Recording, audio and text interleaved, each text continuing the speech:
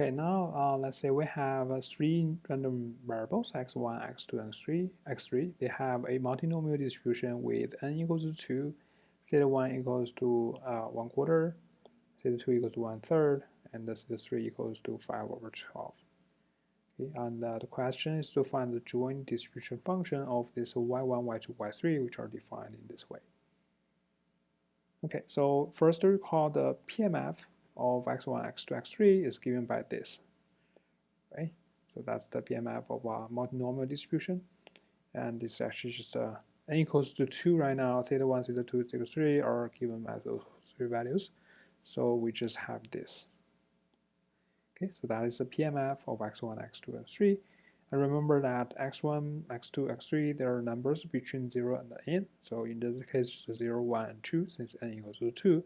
And also the sum of them should be equal to n, which is 2 here.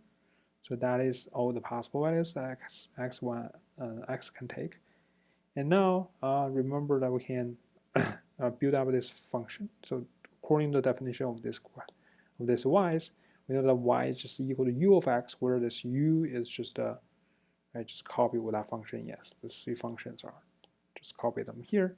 So you can see that's just a very simple linear function of this x.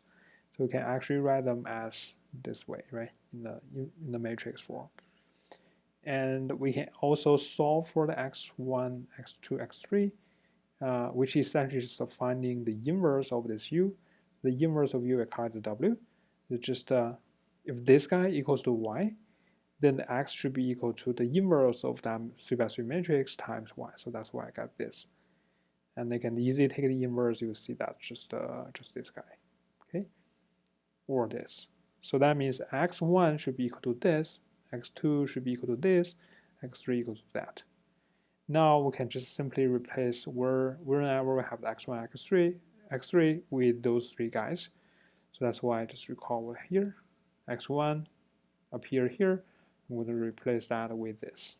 Okay, similarly for x2 and x3. That's how we get the PMF of y. Again, since x1, x2, x3 can only take a value between 0 and 2, so that's why these three guys must be taking value 0, 1, or 2, and also the x1, x2, x3, they sum to 2. So x1 plus x2 is y1, right? So that's why y1 plus y3 must be equal to 2. That is the requirement for where this can have a positive value. Yeah, so that's the PDF. Sorry, the PMF of the y.